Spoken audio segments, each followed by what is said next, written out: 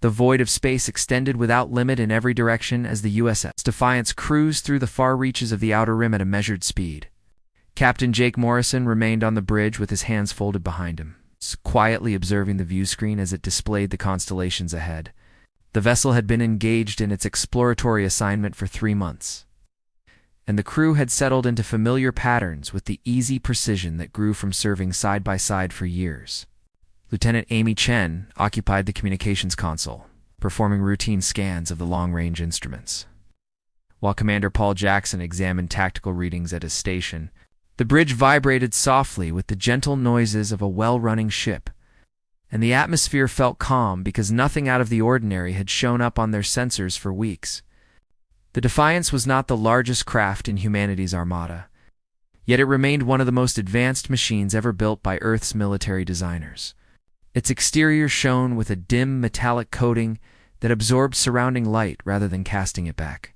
And every portion of the vessel had been created with both practicality and endurance foremost in mind. The complement of 200 personnel included many of Earth's finest officers and experts, and they had been chosen not only for their technical abilities, but for their capacity to make sound judgments when situations became stressful. Captain Morrison valued his team, and he ensured they understood he trusted them, because trust mattered most. Held a vessel together when catastrophe struck in the silent reaches of space. The calm shattered when Amy suddenly snapped upright, her hands racing over her controls. Her voice sliced through the bridge with a note of alarm that made every officer look up. She reported that 12 unidentified ships had appeared on their sensors, closing rapidly and forming up around the Defiance. Commander Jackson instantly activated the tactical display, and the main screen shifted to reveal the incoming vessels. They were streamlined craft with sharp geometric shapes, and their hulls bore symbols unlike anything in human records. Morrison ordered the ship to yellow alert, keeping his tone steady because he refused to trigger a confrontation through panic. Within minutes, the alien ships completed their encirclement and held formation precisely 3,000 kilometers out, ranged in a pattern resembling a cage. Morrison instructed Amy to open a hail on all channels, preparing to introduce himself and clarify that they intended no harm. Before she could finalize the transmission, something unusual began affecting the Defiance's systems. Lieutenant Danny Harper at Weapons reported that they were being scanned intensely, deeply, and aggressively. The alien tech was probing every subsystem of the Defiance, from its hull composition to the power core output, and even the molecular makeup of its armor plating. Aboard the Xanthier flagship, Eternal Dominance, the scan results poured into the command center as Commander Vexer studied the data with rising disbelief. His species had perfected scanning methods over centuries of warfare and domination, using them to evaluate threats before crushing them. The Xanthier Collective had never encountered a race they could not defeat, because their scanners always revealed exactly what they faced and how to eliminate it. But the readings from this human ship defied every expectation. The hull density showed materials that should not exist by Xanthier scientific standards, and the power core output surpassed their loftiest theoretical limits by factors of 10 or more. The weapon analysis was even worse, revealing destructive potential that chilled Vexer's blood. For a single one of the human vessel's main cannons appeared capable of splitting a moon in two with one strike.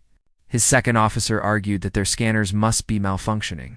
No species this primitive in appearance could wield technology so overwhelming. The human craft had a straightforward design compared to the refined arcs of Xanthier ships, looking more like a fortified citadel than a true war vessel. Vexer relied on 3 centuries of Xanthier supremacy and countless triumphs over weaker civilizations. He concluded that the readings were flawed, perhaps deliberate deceptions meant to frighten them into retreat. Surely the humans were attempting a desperate bluff against 12 superior Xanthier warships. He opened a channel to the human vessel, projecting the full authority of his rank as he delivered the customary ultimatum. The humans would surrender their ship and submit to Xanthier, rule immediately, or they would be annihilated without mercy. Captain Morrison listened as the translation of the alien demand played, a familiar heaviness settling in his chest. He had hoped their first contact would be peaceful, that diplomacy might prevail with this species. But fate had other intentions, and these aliens clearly relied on coercion and force to get what they wanted. Morrison instructed Amy to reply with a brief message stating they meant no harm and proposing that both sides stand down so they could talk as civilized beings. His tone stayed steady and composed because he wanted to offer the aliens every reasonable opportunity to rethink their hostile approach. The reply from the Xanther came instantly and with brutal force. All 12 ships unleashed fire at once, their plasma cannons painting the void with streaks of violent, brilliant destruction. The streams of superheated energy crossed the gap within moments and struck the Defiance's shields with crushing intensity. Vexler watched his view screen, fully expecting the human defenses to buckle beneath the combined assault of his fleet. Every species they had confronted had fallen within moments of the opening barrage, and he anticipated this exchange would conclude just as swiftly. But the human shields held without even dimming. Their defensive matrix absorbed the entire blast and redirected the energy back into their reserves through methods the Xanther could not even begin to decipher. On the Defiance's bridge, the crew barely registered the hit, and a few officers looked almost unimpressed by the onslaught. Morrison's features hardened, and a tone entered his voice that the crew instantly recognized. He ordered all personnel to battle stations and instructed them to adopt a defensive configuration. Then he added a line that made the younger officers straighten in their seats. It was time, he said, to show these aliens exactly why. Starting conflicts with humanity was a mistake. The bridge shifted from calm routine to disciplined urgency as the crew executed the captain's commands with well-practiced coordination. Lieutenant Danny Harper's fingers swept across his weapons panel, activating targeting grids and computing firing paths for all 12 enemy ships in under 3 seconds. Commander Paul Jackson managed the defensive arrays while tracking enemy trajectories and anticipating likely attack formations. Amy maintained her efforts to open communication with the alien fleet. Despite their only reply so far having been concentrated weapons fire, Morrison stood at the center of the activity, monitoring every detail with the sharp focus. Honed through 20 years of service and more narrow escapes than he preferred to recall. The Xanther fleet regrouped after their first assault failed to inflict even superficial damage on the human vessel. Vexler glared at his instrument readouts, bewildered by the impossible data now confronting him, trying to understand how their strongest weapons had achieved absolutely nothing against the human shields. His tactical officer reported that the human ship's energy levels were actually rising rather than falling, and that their power core appeared to be absorbing the plasma bolts as a source of fuel. This contradicted everything the Xanther knew about defensive technology. Vexler felt the first threads of doubt tightening in his mind. But he had already committed to confrontation, and backing down now would mean admitting that the scans had been accurate. That this unimpressive-looking human vessel was in fact far more powerful than his entire fleet. Morrison issued his decision, his voice steady as it carried across the bridge. He ordered Danny to fire a warning shot across the bow of the alien flagship using only the secondary railgun, specifying the round should miss by exactly 10 meters. Danny confirmed the command and locked onto the lead ship with the kind of precision that human weaponry had become infamous for among the rare species who'd encountered it. The railgun charged for precisely 2 seconds before launching a 5-kilogram projectile at 12% of light speed. The hypervelocity round crossed the distance almost instantly, passing within 10 meters of the eternal dominance's bow as instructed. The kinetic wake sliced through space like an invisible scythe, and the resulting shockwave nearly tore the Xanther flagship apart. Emergency alarms shrieked through the vessel as hull breaches erupted across 3 sections, and the ship spun into chaos under the force of the near miss. Vexler was slammed against his restraint harness. His crew scrambled to stabilize the vessel and seal the ruptures before they bled out their atmosphere. The second officer, who had insisted their scanners were faulty, now stared at Vexler with eyes full of dread. That had been a warning shot from a secondary weapon, and it had almost annihilated them without even hitting the ship directly. Vexler pulled up the scan data again, hands trembling, forcing himself to read the numbers without the cloud of arrogance that had blinded him earlier. The readings were unchanged. They had never been errors. The human ship was exactly as powerful as the scans had claimed, and the round fired had used only a fraction of its true capabilities. With mounting horror, he realized that if the humans unleashed their primary weapons at full strength, they could obliterate his entire fleet in seconds. His tactical officer then reported that the human vessel hadn't even charged its main armaments yet, and that the railgun used was classified as a point defense system rather than a main battery. The other, Xanthier ships moved to aid their damaged flagship, while simultaneously preparing to attack again. Their doctrine simply had no provision for retreat. Once battle had begun, they fought to the end. Vexter knew he should order them to stand down, but pride and fear battled inside him, and he made another disastrous choice. He ordered a coordinated strike with every weapon. His fleet possessed fusion missiles, energy cannons, and even their experimental graviton arrest. 11 ships launched the assault at once, unleashing hundreds of weapons guided to converge on the Defiance from multiple angles in a pattern designed to overwhelm any defense through sheer saturation. Defiance's point defense network activated in response to the enormous incoming barrage. Ensign Katie Brooks managed the countermeasures, her voice even and controlled as she relayed intercept percentages and tracking paths. Hundreds of automated turrets emerged from hidden ports across the ship's exterior, each locking onto incoming threats with eye-driven targeting systems capable of performing millions of calculations per second.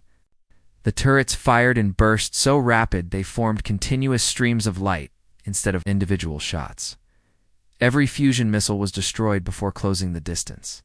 The directed energy weapons were scattered by defense fields that twisted physics in ways the Xanthier had never encountered. The graviton disruptors vanished into some kind of absorption layer that seemed to consume exotic particles effortlessly. Not a single weapon out of hundreds made contact with the Defiance's hull, and the entire attack concluded in under 30 seconds. When the light faded, the human ship floated untouched. While the Xanthier fleet had burned through nearly 40% of its ammunition for absolutely no effect. "Commander," Lisa Bennett's voice came over. "Internal comes from engineering." Sounding almost bored as she reported to Captain Morrison that the yields remained at 98% capacity, and asked if there was anything she should worry about. Morrison permitted himself a slight smile and told her everything was fine, but to prepare to end the engagement before the aliens did something even more foolish. Bennett acknowledged and began routing extra power to the weapons systems in case. The captain chose to demonstrate what real firepower looked like. Morrison issued his next order reluctantly. He had hoped desperately to avoid bloodshed as humanity expanded into the galaxy. But the aliens had made their choice, and now they needed to learn a lesson humanity had paid for over centuries of war. He instructed Danny to target the weapons systems on all enemy ships and disable them without destroying the vessels. The order reflected a core principle of modern human doctrine: eliminate the enemy's ability to fight. Do not kill unless there is no other choice. Every life held value of an enemy lives. Danny confirmed the order and began calculating firing paths with the help of the ship's tactical computer. The Defiance had weapons built for pinpoint strikes against selected systems rather than indiscriminate destruction. Human engineers had spent decades refining technology that allowed disabling instead of annihilating. In truth, it was far more difficult to incapacitate an enemy ship cleanly than to simply blow it apart. It demanded superior targeting systems and extraordinary accuracy. But humanity had learned that making enemies was easy. While making peace required leaving your opponents alive so they could talk afterward, the Defiance began its counteroffensive with the kind of surgical precision that defined modern human warfare, a discipline far removed from the crude brutality of earlier eras. Captain Morrison watched the tactical display as Danny Harper orchestrated the strike on the Xanthier fleet, and he felt the familiar gravity of command settle heavily on him. These aliens had families waiting for them, children hoping their parents would return. Morrison had witnessed enough death to know that every life lost sent shockwaves through countless others. He had no intention of creating orphans and widows among a species humanity had only just encountered. Even if they had been the ones to attack without warning, Lieutenant Sam Rodriguez, assumed tactical coordination at his station. His voice steady as he announced target locks and firing sequences. The Defiance's particle beam arrays powered up with a low, resonant hum that vibrated through the ship's frame, and Danny streamed the targeting data into the weapons grid. Morrison gave his final clearance, and beams shot outward from multiple points along the hull. Each beam was narrowed to less than 10 centimeters and carried enough energy to slice through starship armor like it was soft metal. But instead of striking engines or life support, the beams hit only the weapon installations on each Xanthier ship, carving them apart with flawless precision. 6 Xanthier warships were left defenseless within 30 seconds of the Defiance opening fire. Their weapon banks liquefied into glowing slag, while the rest of their ships remained completely functional. The accuracy required for such strikes was staggering. The computers had to track both vessels' movements, their distance, and the precise locations of weapon arrays scattered across alien hulls. Human technology had reached a point where it could dismantle an enemy, a ship component by component without endangering the crew. That level of control was more terrifying than simple raw firepower could ever be. The remaining 6 Xanthier ships attempted to flee after witnessing the fate of their companions. Vexter called for a full retreat, recognizing that pride meant nothing if they died, and his fleet was clearly outclassed. The Xanthier ships pivoted away from the Defiance and accelerated toward the system's edge, hoping to jump to faster than light speed before the humans could stop them. But Commander Paul Jackson had already predicted this reaction because human tactical doctrine planned for every conceivable enemy move. He looked to Captain Morrison and requested permission to deploy pursuit drones. And Morrison gave a single nod. Hundreds of small cylindrical devices launched from bays along the Defiance's flanks, spreading into a cloud that rapidly accelerated past the retreating Xanthier vessels. Each drone was only 3 meters long and resembled a missile more than a spacecraft, but appearances were misleading. Every drone carried an independent artificial intelligence and weapon systems, designed specifically for disabling targets. The drones maneuvered with astonishing grace, weaving around the Xanthier ships and focusing on their engines with plasma cutters, capable of slicing through hull plating in seconds.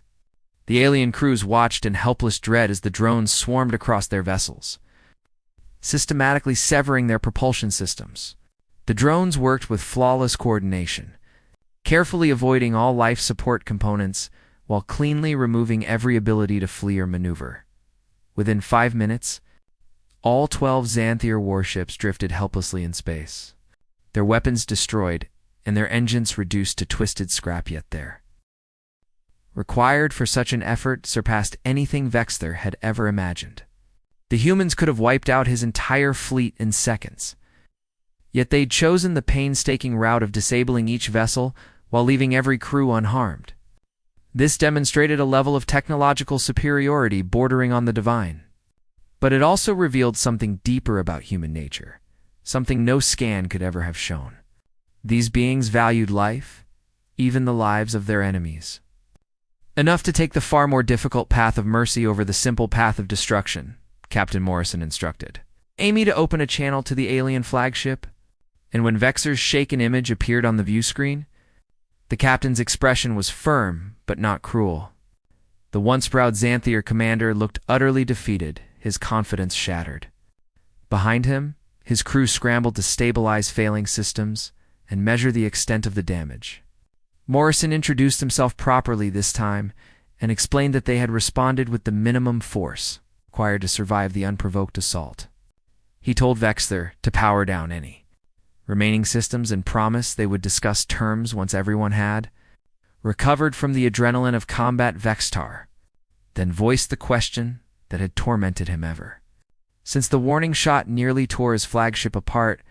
He asked what humans were, where they originated, and how they commanded such impossible power. Morrison's expression darkened, and he fell silent for a moment before speaking.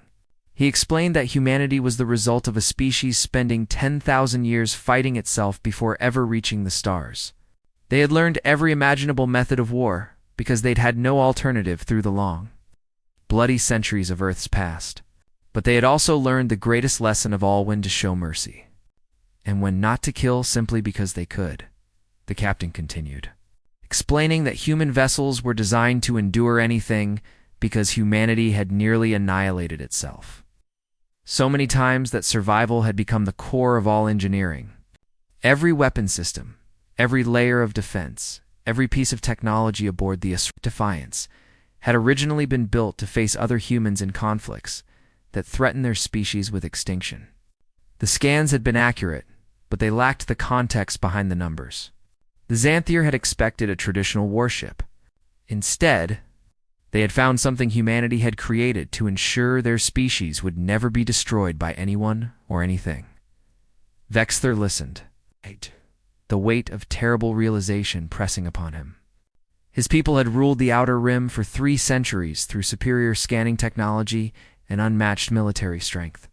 They had grown complacent and assumed their dominance eternal. But the universe was far larger than they believed, and it contained species like humanity beings, shaped in furnaces of suffering the Xanthier could not even begin to comprehend. Humans were not conquerors or tyrants. They were survivors who had risen from the brink of annihilation and forged themselves into something powerful enough to ensure nothing could threaten their existence again. Morrison told Vexther that humanity sought no war with any species, that they had come to the stars looking for allies and trading partners, not subjects to rule. But he also made it unmistakably clear that humans would never be victims, nor allow themselves to be bullied by aggressive civilizations. The message was simple. Leave them in peace, and humanity would be the best neighbor imaginable. Threaten them, and they would respond with overwhelming force, restrained only by their commitment to preserving life whenever possible. 2 days passed after the swift, yet decisive confrontation, and the disabled Xanthier ships remained under human supervision while emergency repairs were permitted. Captain Morrison allowed the alien crews to fully restore life support and repair any damage that endangered their safety. But their engines and weapons were to remain disabled until both species reached a proper understanding. The Defiance held position at the center of the immobilized fleet, maintaining constant watch while human engineers monitored every repair to prevent any reckless attempt at escape. On the 3rd day, a second human vessel arrived, and Vexther watched anxiously as the newcomer approached his crippled flotilla. This ship looked noticeably different from the Defiance, with a bulkier frame and hull markings that clearly indicated a role other than warfare. The ship identified itself as Mercy's Hand, and its captain, Helen Pierce, sent a transmission offering medical aid to any injured Xanthier crew. Vexther almost couldn't comprehend what he was hearing. The same species that had effortlessly dismantled his fleet was now volunteering doctors to care for the very enemies that had attacked them. Captain Pierce maneuvered her vessel alongside the Eternal Dominance, and teams of human medical personnel crossed over to the Xanthier. Flagship carrying crates of equipment and supplies, Dr. Frank Kelly led the medical contingent, greeting the anxious Xanthier with a composed, reassuring professionalism that eased their tension. His team spread out across the damaged ships. Tending to injuries the Xanthier medics had been struggling to treat with their scarce resources, human medical technology proved every bit as advanced as their weapons. Wounds that should have taken weeks to heal were repaired within hours using devices that seemed almost supernatural. Vexther found himself silently observing as Dr. Kelly treated one of his junior officers who had suffered severe burns during the engagement. The human device looked like a simple handheld scanner, yet it repaired tissue cell by cell while simultaneously preventing infection and easing pain. Within an hour, the officer who had previously been writhing in agony was resting comfortably, his burns reduced to faint discolorations that would vanish completely in a matter of days. Kelly explained the technology in straightforward terms that even Vexther could grasp, and there wasn't a hint of resentment in his demeanor despite the fact that he was healing those who had attacked his people without warning. Captain Morrison then extended an invitation for Vexther to tour the Defiance under escort, an offer the Xanthier commander accepted because he desperately needed to understand these humans more fully. A small shuttle carried him across the short distance between vessels, and he was greeted in the docking bay by Commander Paul Jackson, The human tactical officer was tall and carried himself with unmistakable military discipline, yet his eyes held both intelligence and genuine warmth. Jackson offered to guide Vexter through the ship and began explaining things about humanity that no scan could ever reveal. They moved through corridors that were unexpectedly wide and brightly lit, with walls lined with memorial plaques bearing names and dates. Jackson explained that each plaque honored a human who had died during the long struggle to reach the stars, and that the ship's crew preserved their memory by keeping their names alive. The commander spoke about Earth's past without boasting. His tone carried only a sober understanding of the suffering and lessons etched into humanity's history. He described wars that had engulfed whole continents, weapons that nearly rendered their world unlivable, diseases that wiped out billions, and artificial intelligences that once turned against their own makers. Vexter's unease grew as Jackson recounted moment after moment where humanity had nearly erased itself. Nuclear weapons, capable of obliterating cities in an instant, biological agents engineered to target specific genetic traits, climate collapse threatening to make Earth incapable of sustaining life. Again and again, humanity had stood at the precipice of extinction only to pull back and endure. Jackson explained that every weapon aboard the Defiance had originally been created to fight other humans, because for millennia, that had been the only opponent they truly knew. The tactical officer led Vexter to an observation deck where a view screen displayed Earth. The planet appeared serene from space blue oceans, swirling clouds, vast green land masses. Jackson told him that world had come close to ruin more times than most species could imagine, and that today's generations carried the solemn duty of ensuring it never reached that brink again. He explained that modern human military doctrine placed immense value on preserving life, even enemy life, because centuries of hardship had taught them that a foe spared today might become an ally tomorrow.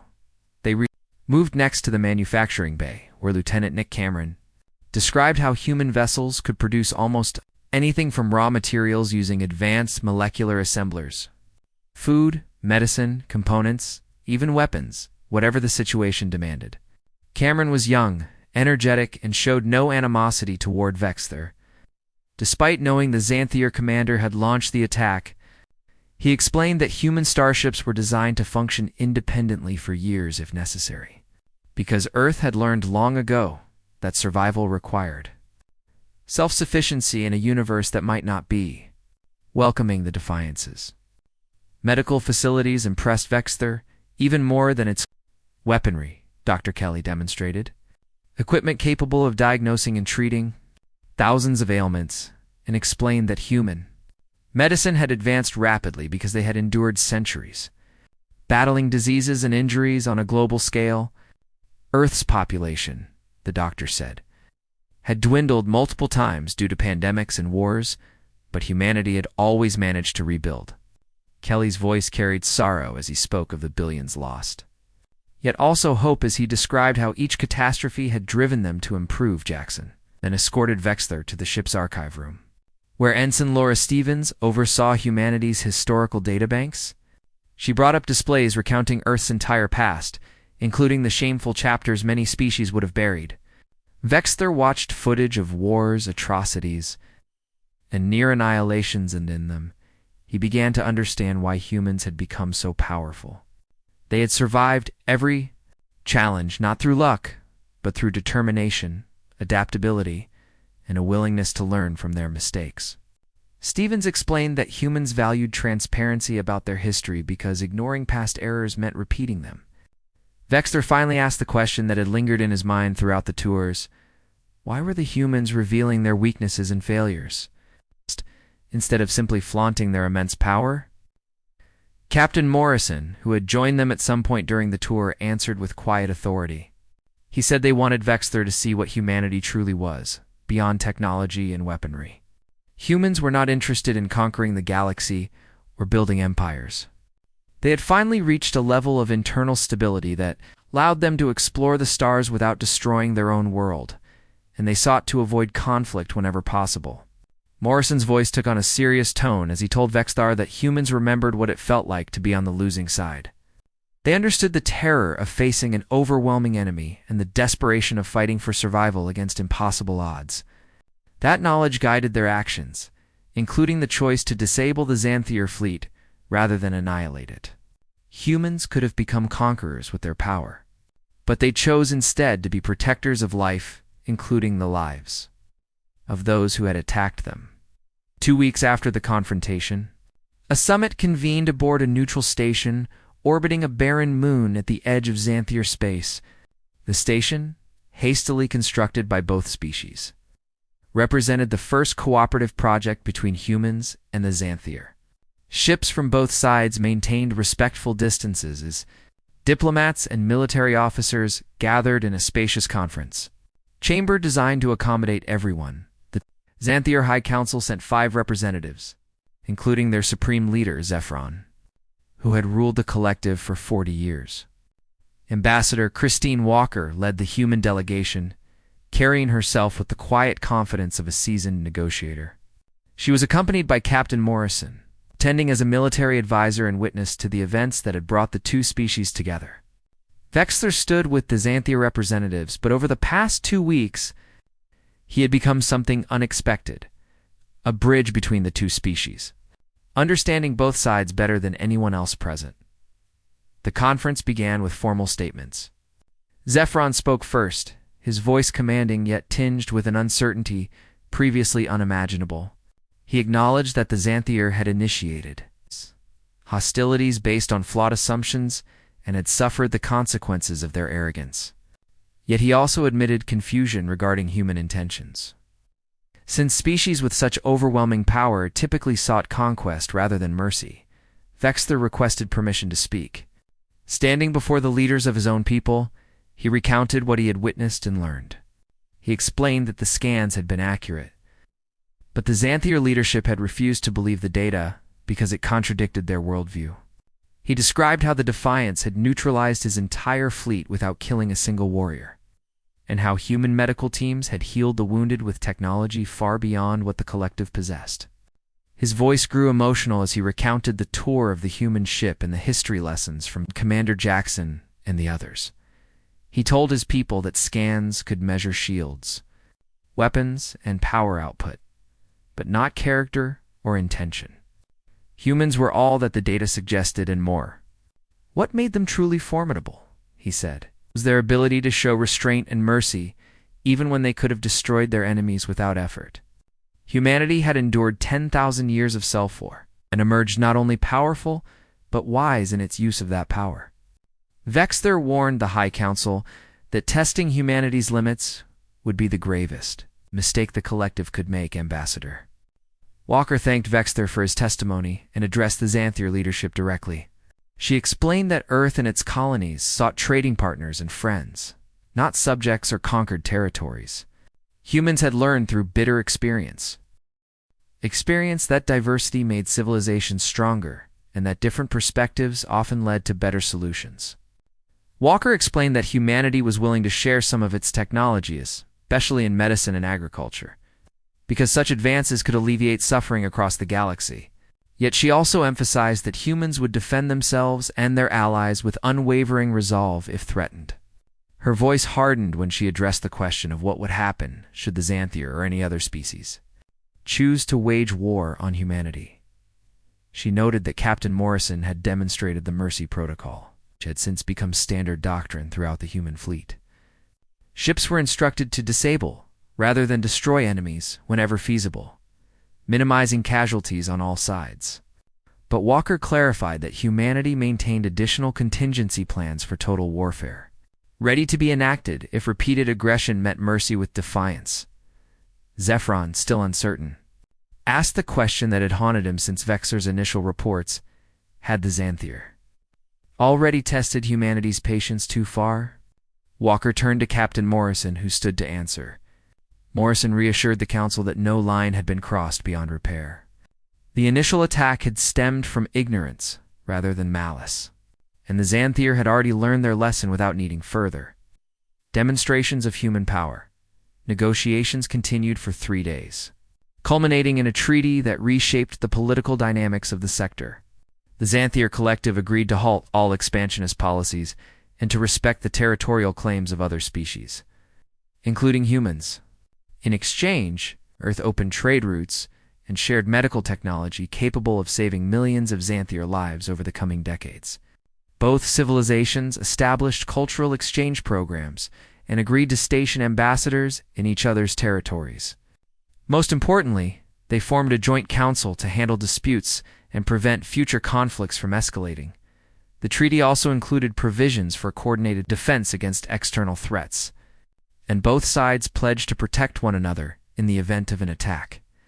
The alliance surprised many observers, who doubted that the defeated Xanthier would ever fight alongside humans after their fleet's humiliation. But Vexthor understood something others did not. The humans had given the Xanthier something far more valuable than victory. They had given them a future where strength did not demand domination, and where former enemies could become partners in building a better galaxy. 1 year later, Vexthor found himself on Earth at a coastal naval academy where humanity trained its officers. He had been invited to teach courses on Xanthier tactics, and to learn from human instructors about their approach to warfare and peacekeeping. Initially, the assignment had seemed odd, but he quickly recognized that humans genuinely wanted to learn from other species, even those who had attacked them. The Academy's commandant explained that understanding how others fought was essential too. It's preventing unnecessary conflicts in the future. Vexthor observed young human officers practicing combat simulations, noting the emphasis on minimizing casualties and achieving objectives without excessive destruction. Ensign Peter Grant, barely 20 years old, were in a scenario where he had to neutralize an enemy fleet attacking a civilian station. Grant completed the exercise without destroying a single ship, saving all civilians in the process. Afterwards, he explained that every enemy ship represented hundreds of lives, each deserving a chance to return home. Vexthor spoke with Grant afterward, complimenting his performance. He reflected that Xanthier's training traditionally focused on overwhelming force and decisive victory rather than measured restraint. Grant listened attentively, then quoted an old Earth adage, "With great power comes great responsibility." Humanity, he said, had learned that lesson through rivers of blood and countless tragedies. Modern training emphasized teaching that principle in classrooms rather than on battlefields, because the cost of learning it the hard way was far too high. In space, the Defiance continued patrolling the border regions between human and Xanthier territories. Captain Morrison stood on the bridge, watching the stars as he had countless times before. But now, the sector was calm, not tense. Amy reported routine traffic on the communications channels, including friendly exchanges between human and Xanthier vessels. Commander Jackson noted a Xanthier merchant convoy passing through, which sent greetings and an invitation for shore leave at their station. Morrison received a message from Earth Command commending his handling of first contact. The official report praised the Mercy Protocol and announced its fleet-wide adoption as standard procedure. Amy handed him the message with a smile, noting that officers throughout the fleet were studying his decisions as examples of how to manage aggressive first contacts. Morrison felt uneasy with the praise. He had only acted as seemed right at the moment. He told Amy that any competent officer would have made the same choices when faced with the option of killing or showing mercy, looking out at the peaceful traffic moving through the sector. Morrison reflected on how easily things could have gone differently. A maximal force response to the Xanthier attack could have plunged the region into a bloody war, claiming thousands, perhaps millions of lives, and casting humanity as conquerors instead of potential allies. The Defiance's weapons would always be ready if needed. But he hoped future encounters would follow the pattern set here rather than require further demonstrations. Commander Jackson joined him at the view screen, noting that the Xanthier had clearly learned their lesson. Intelligence reports suggested that other species in the sector were now more cautious about challenging human vessels. Having heard of Vexthor's fleet, Morrison replied that perhaps that was for the best. Maybe the next species they met would ask questions before opening fire. Jackson agreed, adding that if enough civilizations chose dialogue over conflict, the galaxy might actually have a chance at lasting peace.